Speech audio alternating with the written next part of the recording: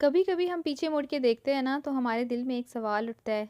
काश मुझे ये बात उस वक्त समझ आ जाती। और सिर्फ ये एक सवाल, ये सिर्फ एक जुमला जो है ना हमारा सुकून बर्बाद करने के लिए काफ़ी हो जाता है। अस्सलाम वालेकुम everyone, welcome back to my channel. कैसे हैं जी आप सब? उम्मीद करती हूँ आप सब बिल्कुल ठीक ठाक होंगे। अल्लाह का शुक्र है, मैं भी बिल्कुल ठीक ठाक हूँ। आज का व्लॉग बहुत ज़्यादा ख़ास होने वाला है क्योंकि आज के व्लॉग में आपके साथ मैं कोई रूटीन शेयर नहीं करूँगी, कोई टिप्स एंड ट्रिक्स शेयर नहीं करूँगी, कोई आपके साथ मोटिवेशनल वीडियोस शेयर नहीं करूँगी, बल्कि आपके साथ आज अपनी लाइफ की स्टोरी, अपनी लाइफ की एक सच्ची कहानी शेयर करूँगी। आपके साथ शेयर करूँगी कि मैंने अपनी 20s की जो एज थी, 30 तक जो मेरी एज थी, टीन एज, उसको मैंने किस तरीके से वेस्ट कर दिया। अगर आपकी एज भी 18 साल है, 20, 22 या 25 साल है या 30 साल है, तो प्लीज़ यहाँ पे रुक जाएं और अपने बारे में सोचें, खुद से सवाल करें कि क्या आप भी अपनी एज को सही जगह पे लगा रहे हैं। आज मेरी एज 30 ईयर्स हो गई है, ठीक है। तो आज जब मैं बैठती हूँ ना तो अक्सर मेरे माइंड में बहुत सारी चीज़ें, पास्ट के बहुत सारे रिफ्लेक्शंस आते हैं कि काश उस वक्त मैं ये कर लेती, काश मैं उस वक्त वो कर लेती, तो आज मेरी लाइफ जो थी ना वो काफ़ी हद तक डिफरेंट होती। हमारे पास जो 18 से 25 साल की एज होती है ना, ये वो एज होती है जिसमें हम बहुत कुछ कर सकते हैं। हम में से ज़्यादातर औरतें जो है ना वो 18 से 25 साल की एज में अपने पेरेंट्स के घर ही होती हैं, क्योंकि हमारे पाकिस्तान में ज़्यादा जो शादियां ना वो 23, 24, 25 या 26 साल में होती हैं, ज़्यादातर जो होती हैं, ठीक है। तो ये टाइम जो है ना ज़्यादा हमारे पेरेंट्स के घर होता है। अब पेरेंट्स के घर जब तक हम होते हैं ना तो बहुत सारी ऐसी चीज़ें होती हैं, बल्कि ज़्यादा से ज़्यादा चीज़ें या सारी चीज़ें ऐसी होती हैं जो हम अपनी मर्ज़ी से कर सकते हैं। अपनी मर्ज़ी से पढ़ाई कर सकते हैं, जहाँ दिल करे जा सकते हैं, ना हमें कोई रिस्ट्रिक्शंस होती हैं, ना हमें कोई परमिशंस का इशू होता है।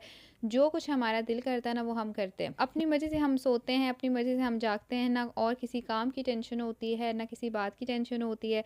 ससुराल में जो हमारी लाइफ होती है ना वो बहुत डिफरेंट होती है। तो कोशिश करें कि ये जो आपकी एज है ना 18 से 25 साल की, इस एज के अंदर आप जितनी स्किल्स सीख सकती हैं ना वो स्किल्स आप सीख लें। मैं अपनी बात करूँ तो मुझे आज ऐसे लगता है कि शायद मेरे पास जो गोल्डन टाइम था ना, मैंने उस टाइम को वेस्ट कर दिया है। काश उस टाइम पे मुझे ये चीज़ें कोई बता देता, मुझे भी ये कोई चीज़ें समझा देता, तो शायद मैं भी आज जो है ना बहुत कुछ सीख के बैठी हुई होती और मेरी लाइफ भी काफ़ी डिफरेंट होती।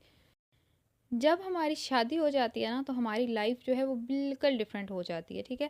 अच्छा, मैं समझती हूँ कि हम जो है ना जब अपने पेरेंट्स के घर होते हैं तो हम थोड़ा सा भी कोई अच्छा काम कर लेते हैं, या हमारी जो मदर्स होती है ना उनका ज़्यादा फोकस यही होता है कि वो हमें कुकिंग सिखा देंगी, घरदारी सिखा देंगी, इस तरह की चीज़ें, ठीक है। तो वो बेचारी हमें ये चीज़ें सिखा के समझ रही हैं कि जो है ना हमारी बेटियां बड़ी ज़्यादा मैच्योर हो गई हैं, वो बहुत अच्छी तरह से घर संभाल रही हैं। तो लेकिन मेरे ख़्याल से जो हमारी मैच्योरिटी का एक्चुअल टेस्ट होता है ना वो हमारी शादी के बाद स्टार्ट होता है।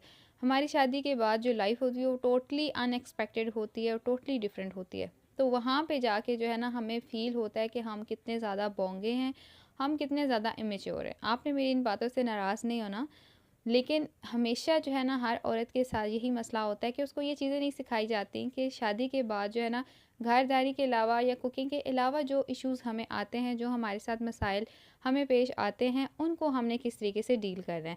तो जब हमें वो जो सिचुएशंस होती हैं वो डील करनी नहीं आती तो वहाँ पे फिर हम जो है ना इमेच्योर काउंट होना शुरू हो जाते हैं। इवन हमें खुद भी फील होता है कुछ टाइम के बाद कि यहाँ पे हाँ जो है ना मैं बहुत ज़्यादा इमेच्योर थी, क्योंकि जैसे जैसे टाइम गुजरता है एक्सपीरियंस के साथ हमें बहुत सारी चीज़ें समझ आ जाती हैं।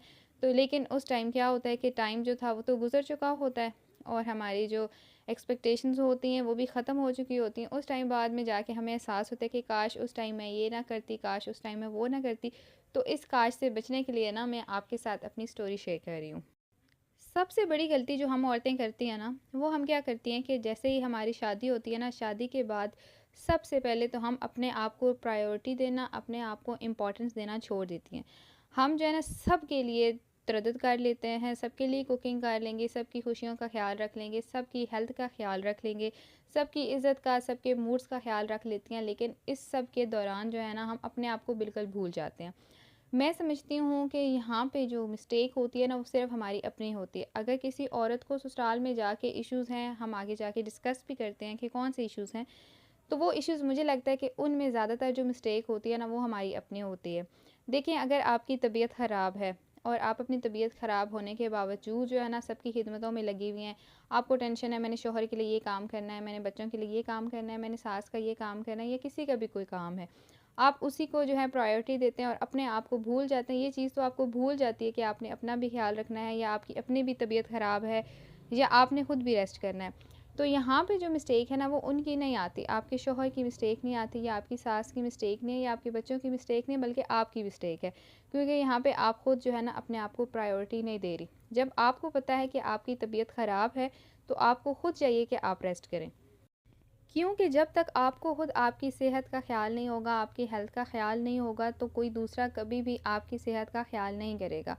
तो बेहतर है कि यहाँ पे आप ये मिस्टेक बिल्कुल ना करें, और सबसे पहले जो है ना अपनी हेल्थ को प्रायोरिटी दें और अपना ख़्याल रखें। दूसरी हम मिस्टेक क्या करते हैं कि ससुराल में जाके जब जिसका जो भी दिल होता है ना, वो हमें बोल के चला जाता है और हम खामोशी से सुन लेते हैं। यही चीज़ अगर शादी से पहले हमारे साथ हो तो हम कभी भी बर्दाश्त नहीं करती। जैसे जब हम अम्मी के घर होते हैं, तो हमारे भाई ने कुछ कह दिया, या बहन ने कुछ कह दिया, या पेरेंट्स ने कुछ कह दिया है, कोई ऐसी चीज़ जो हमें अच्छी नहीं लग रही, शायद उनके लिए वो अच्छी थी, लेकिन हमें फ़ील हो रहा है कि ये चीज़ जो है ना अच्छी नहीं है। तो हम उनको जवाब देना, या उनके साथ बहस मुबाहिसा करना, उनसे लड़ाई करना, या अपने आप को डिफेंड करना जो है ना अपना फ़र्ज़ समझ लेते हैं। लेकिन जब हम ससुराल में जाते हैं, तो जिसकी जो मर्ज़ी होती है वो हमें कहता है, और हम आगे से कुछ भी नहीं होते, हम आगे से गूंगे बन जाते हैं, हम आगे से बिल्कुल बोलते ही नहीं हैं। तो इससे क्या होता है कि आपकी जो इज़्ज़त होती है ना, वो ख़त्म हो जाती है। यहाँ पे मैं आपको ये नहीं कहना चाह रही कि आप भी अपने ससुराल के साथ मुँहमारी करें, या उनके साथ लड़ाइयाँ करें, या उनके साथ बदतमीज़ी करें, लेकिन नहीं, जहाँ पे आपको लगता है कि जिसने ये बात की है वो गलत है, यहाँ पे आप ठीक थे, लेकिन उसने जो है ना गलत वे में आपसे बात की है, या गलत बात आपके साथ की, कोई भी नाजायज़ बात है, तो उस पे कभी भी खामोश ना रहा करें। देखें, आप बदतमीज़ी ना करें, लेकिन नॉर्मल सा होके तो उस बात का जवाब लाज़मी दें, और अपने आप को डिफेंड लाज़मी करें, ताकि नेक्स्ट टाइम जो है ना उस पर्सन को पता हो कि उसने ये बात नहीं करनी। तो अगर यहाँ पे आप अपने लिए स्टैंड नहीं लेंगे, तो इसका मतलब है कि आपको अपनी इज़्ज़त का ख़्याल नहीं है। तो जब आपको खुद आपकी इज़्ज़त का ख़्याल नहीं होगा, तो कोई तीसरा या कोई दूसरा जो है वो भी कभी आपकी इज़्ज़त का ख़्याल नहीं रखेगा। तो यहाँ मैं समझती हूँ कि आपकी शौहर की गलती नहीं है, या आपके इन-लॉज़ में से और किसी की भी गलती नहीं है, आपकी अपनी मिस्टेक है कि आप खुद सबको स्पेस दे रही हैं कि वो आपको आके जब जिसका जो दिल है, जो मर्ज़ी है, वो आपको कहे। अगर आप एक दफ़ा भी उनको रिप्लाई दे देंगी, एक दफ़ा भी उनको कह देंगी कि हाँ जी, ये बात मुझे यहाँ पे अच्छी नहीं लगी, आपको नहीं करनी चाहिए, तो नेक्स्ट टाइम जो है वो पर्सन कभी भी आपके साथ वो चीज़ रिपीट नहीं करेगा। तीसरी मिस्टेक जो हम औरतें अक्सर कर जाती हैं, बल्कि सारी औरतें ही हम कर जाती हैं, कि हम जब शादी हमारी होती है, या हम जब प्रैक्टिकल लाइफ में आती हैं, तो हम इतनी ज़्यादा बच्चों में और फैमिली में इतनी ज़्यादा बिज़ी हो जाती हैं कि हम अपने आप को बिल्कुल भुला लेती हैं। ना हमें अपनी एजुकेशन का कोई ख़्याल रहता है कि हाँ, मैंने इतना ज़्यादा पढ़ा था, तो उस एजुकेशन का अब मैंने क्या करना है। मेरी ब्यूटी भी कोई चीज़ थी, उसको मैंने क्या करना है। मेरे बाल हैं, मेरी स्किन की केयर है, हर चीज़, हमारी जो हेल्थ है, हमारी फ़िज़ीक है, हर चीज़ को हम बिल्कुल भूल जाते हैं। बिल्कुल अपने बच्चों के साथ लगे रहते हैं। मैंने खुद भी ऐसे ही किया। लेकिन मैं समझती हूँ कि मेरी एज अभी 30 है, तो शुक्र है अल्हम्दुलिल्लाह कि मुझे ये चीज़ें जो है ना जल्दी समझ आ गई हैं, और मैंने अभी से जो है ना अपने आप को ठीक करना शुरू कर दिया है। तो जितना मर्ज़ी भी आप बिज़ी हैं ना, अपने आप का ख़्याल आपने लाज़मी रखना है। अपनी ब्यूटी का ख़्याल रखें, अपनी स्किन का ख़्याल रखें, अपने बालों का ख़्याल रखें, सैलून जाया करें, फेशियल्स करवाएँ, एक प्रॉपर अच्छा हेयर कट लिया करें, अपने आप को हर टाइम जो है ना अप टू डेट रखा करें, रेडी रखा करें। हम औरतें जो है ना वो अक्सर एक यही चीज़ कहती हैं कि age is just a number. No, age is not just a number. हम ये समझती हैं कि एज बस एक नंबर है, हाँ जी, कुछ भी नहीं होता, एज ज़्यादा हो रही है, ऐसा नहीं होता। देखें, एक सर्टेन एज के बाद जो है ना हमारी हेल्थ आहिस्ता आहिस्ता डाउन होना शुरू हो जाती है। पहले जो हमारी अम्मियाँ थीं, अल्लाह उनको सेहत ज़िंदगी दें, वो 40s 50s में जाके उनकी हेल्थ डाउन होना शुरू हुई है। लेकिन आजकल हमारी हेल्थ के जो हालात हैं ना, और हमारी डाइट के जो हालात हैं, उसमें तो मैं कहती हूँ कि 25 से 30 के साथ ही जो है ना हम आहिस्ता-आहिस्ता से डाउन होना शुरू हो चुके हैं। और हमारी जो पीछे नस्ल आ रही है, वो तो मुझे लगता है 15-20 से ही डाउन होना शुरू हो गई, ठीक है? तो जैसे-जैसे हम एज के साथ जाएँगे ना, हमारी जो है वो हेल्थ भी नहीं रहेगी, वो हमारी फ़िज़ीक भी नहीं रहेगी, वो हमारी जो है बॉडी भी नहीं रहेगी, और वो हमारी खूबसूरती भी नहीं रहेगी। तो फिर जब हम 40s में पहुँचेंगे ना, तो फिर हमें सिर्फ़ रिग्रेट्स ही होंगे कि काश 30s में मैं ये कर लेती, काश 20s में मैं ये कर लेती। तो इस वजह से जो है ना अपने आप को अभी से आप चेंज करना शुरू करें, ताकि लेटर ऑन आपको भी ये रिग्रेट्स ना हों। मैं समझती हूँ कि शादी के बाद जो सबसे ज़्यादा चीज़ मैंने एक्सपीरियंस की है ना, वो ये है कि औरत का फाइनेंशियली इंडिपेंडेंट होना बहुत ज़्यादा ज़रूरी है। देखें, अब मैंने फ़ील किया कि कितना ज़्यादा बुरा लगता है कि हम अपनी छोटी-छोटी सी चीज़ें पूरी करने के लिए, छोटी-छोटी सी ज़रूरतें पूरी करने के लिए अपने हस्बैंड्स के ऊपर डिपेंडेंट हो गई हैं। अच्छा, मेरे हस्बैंड जो है ना अल्हम्दुलिल्लाह हर चीज़ मेरी पूरी करते हैं, लेकिन स्टिल मुझे उनसे माँगने में बहुत ज़्यादा शर्म महसूस होती है। और हर औरत को ऐसी होती होगी, और मुझे खुद फ़ील होता है कि ये कितना अजीब लगता है कि हम अपनी छोटी-छोटी सी चीज़ के लिए उनके मोहताज हैं। हमें हर एक चीज़ जो है ना वो उनसे लेनी पड़ रही है, उनसे रिक्वेस्ट करनी पड़ रही है। ज़्यादातर जो हमारे घरों में और हमारी फैमिलीज़ में और हमारे रिश्ते में क्लैशेज़ आते हैं ना, वो इसी फाइनेंशियल इश्यूज़ की वजह से आते हैं। लेकिन कुछ ऐसे होते हैं कि शौहर जो हैं वो अच्छे होते हैं, लेकिन फाइनेंशियली वो इतने ज़्यादा स्ट्रॉन्ग नहीं होते कि वो हमारी हर नीड, हर ख्वाहिश, हर ज़रूरत पूरी कर सकें। और कुछ ऐसे होते हैं कि वो फाइनेंशियली तो बहुत स्ट्रॉन्ग होते हैं, लेकिन खुद हस्बैंड्स अच्छे नहीं होते, वो बीवियों को इतना खर्च जो है ना वो नहीं देते। तो बेहतर है कि आपके पास ये जो एक पीक एज है ना 18 से 25-30 की जो एज है, इसके अंदर आप अपने आप को फाइनेंशियली इंडिपेंडेंट लाजमी करें, ठीक है।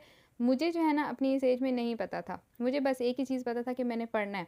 मैं बहुत ज़्यादा बुकिश थी, ये नहीं कि मैंने पढ़ा नहीं है, मैंने बहुत ज़्यादा पढ़ा है और मैं अपने टाइम पे ना एक टॉपर थी अपनी क्लास की, यानी कि नर्सरी से लेके यूनिवर्सिटी लेवल तक ना मैंने हमेशा टॉप किया है। लेकिन मैं समझती हूँ कि ये मेरा किसी काम का नहीं आया, कि मैं बहुत ज़्यादा बुकिश थी, मैंने बहुत ज़्यादा पढ़ा है, लेकिन साथ मैंने प्रैक्टिकल कुछ भी नहीं सीखा, मैंने कोई स्किल नहीं सीखी। काश उस टाइम पे मैं कोई स्किल सीख लेती तो आज मुझे वो काम आ रही होती। लेकिन अभी आके मुझे ये समझ आई है, हमेशा मेरी एक सीनियर थी, वो मुझे बताती थी कि लड़कियां बहुत ज़्यादा ऑनलाइन काम कर रही हैं, ऑनलाइन अर्निंग कर रही हैं, तो तुम क्यों नहीं करती। तो उस टाइम पे मुझे समझ नहीं आती थी कि क्या करना है। तो मेरे माइंड में उस टाइम ये कभी चीज़ नहीं है कि मैं यूट्यूब के ऊपर या इतने देखें गूगल वगैरह पे हम हर चीज़ सर्च करते हैं, तो मैं वहाँ पे जाके ये चीज़ सर्च कर लूँ कि ऑनलाइन हम क्या कर सकते हैं। अब आके जब मुझे थोड़ी-सी शादी के बाद जैसे-जैसे हर चीज़ का एक्सपीरियंस हुआ है ना, तो अब जाके मैंने यूट्यूब पे सीखा और मैंने जो है ना ये यूट्यूब के ऊपर मैंने एक चैनल स्टार्ट किया और इसके ऊपर ना मैंने व्लॉगिंग स्टार्ट किया, ठीक है। जिन लोगों को टाइम पे बताने वाला कोई नहीं ना होता, वो हमेशा बेचारे मेरी तरह ना एक्सपीरियंस के साथ ही चीज़ें सीखते हैं। तो मेरा जो एक्सपीरियंस है ना वो मैं आपको बता रही हूँ और मैं चाह रही हूँ कि काश जो है ना मेरी इन बातों से आप भी कुछ सीख लें और टाइम के साथ जो है ना आपको भी ये चीज़ें समझ आ जाएँ। देखिए, मैं आपको एक नसीहत लाज़मी करूँगी कि आप शादी से पहले जो है ना, जो भी मेरी बहनें अभी शादीशुदा नहीं है और मेरी ये वीडियो देख रही हैं, मुझे सुन रही हैं, तो उनसे मैं रिक्वेस्ट करूँगी कि शादी से पहले जो है ना अपने आप प्रोफ़ेशनल लाइफ़ लाज़मी सेट कर लें। जो भी आपका माइंडसेट है ना कि आपने कौन सा किस फील्ड में जाना है, कहाँ पे आपने जॉब करनी, टीचिंग करनी है, डॉक्टरेट लेवल पे, जो भी आपका एक है, शादी से पहले जो है ना जॉब लाजमी स्टार्ट कर लें, क्योंकि शादीशुदा होने के बाद जो है ना आपको कभी भी टाइम नहीं मिलेगा, ठीक है। हम बहुत ज़्यादा आज़ादी के साथ जैसे अभी जॉब वगैरह सर्च कर सकते हैं ना, तो शादी के बाद तो भाई ये इम्पॉसिबल है कि बहुत ज़्यादा आज़ादी के साथ हम कहीं जाएँ, बहुत ज़्यादा टाइम के साथ हम जो हैं वो जॉब्स अप्लाई करें, इंटरव्यूज़ दें, क्योंकि इसमें चीज़ में आपको पता है कि बहुत ज़्यादा ज़लालत होती है, बहुत मुश्किल से जॉब मिलती है। तो ये चीज़ें जो है ना आप अपने पेरेंट्स के घर रह के ही कर सकते हैं, ठीक है।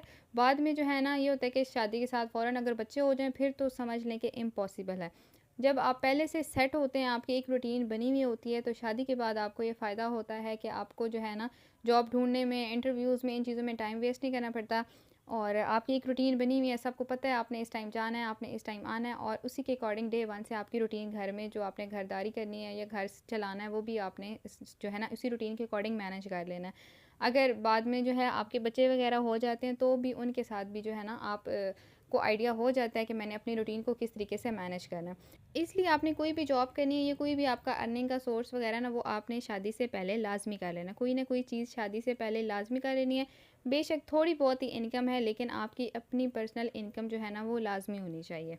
मेरी जो बहनें अभी 20s में है ना, तो प्लीज़ अपने आप को अभी से संजीदगी से लेना शुरू कर दें, ठीक है। आपको मेरी बातें जो है ना टाइम गुजरने के बाद लाजमी याद आएंगी, तो बेहतर है कि बाद में इन बातों को याद करने की बजाय ना आप अपने आप को अभी से सीरियस लेना शुरू कर दें। अपने अंदर जो है ना कॉन्फिडेंस डेवलप करें और अपने अंदर आपके अंदर कोई भी एक स्किल है ना, उसको सबसे पहले तो पहचानने की कोशिश करें कि आप क्या करना चाहती हैं और आप किस फील्ड में ना आगे जा सकती हैं। जब आप अपने अंदर एक स्किल जो है ना उसको पहचान लेंगी, तो फिर आपके लिए जो है आगे काम करना बहुत ज़्यादा आसान हो जाएगा। कोई भी एक छोटा सा जो है ना बिज़नेस स्टार्ट कर लें, ऑनलाइन अर्निंग स्टार्ट कर लें, कोई भी आपको काम आता है, कुकिंग आती है, स्टिचिंग आती है, जो कुछ भी आता है ना उसको आगे लेके चलें। इंशाल्लाह जो है ना आपको बाद में इस चीज़ से बहुत फ़ायदा होगा। और मेरी जो बहनें मेरी तरह 30s क्रॉस कर चुकी हैं और मेरी तरह बैठ के रिग्रेट्स कर रही हैं, तो अभी भी देखें टाइम इतना ज़्यादा नहीं गुजरा, अभी भी आप बहुत कुछ कर सकती हैं। तो प्लीज़ अपने अंदर जो है ना एक मोटिवेशन लाएं और कुछ ना कुछ जो है ना वो अपने लिए लाजमी करें। देखिए, हमारी ज़िंदगी जो है ना वो सिर्फ हमारे शोहर और हमारे बच्चों के लिए नहीं है, बल्कि ये हमारी ज़िंदगी है, ये हमारे अपने लिए भी होनी चाहिए। हमें अपनी खुशी का भी लाजमी ख्याल होना चाहिए। अगर आपको मेरी वीडियो अच्छी लगी है तो कमेंट्स में मुझे लाज़मी बताइएगा और मेरा चैनल को आपने अभी तक सब्सक्राइब नहीं किया तो लाज़मी कर दीजिएगा। इसी के साथ आज के व्लॉग को एंड करते हैं। उम्मीद करती हूँ आपको मेरा व्लॉग पसंद आया होगा। मिलते हैं एक नए व्लॉग में। टिल देन अल्लाह हाफ़िज़।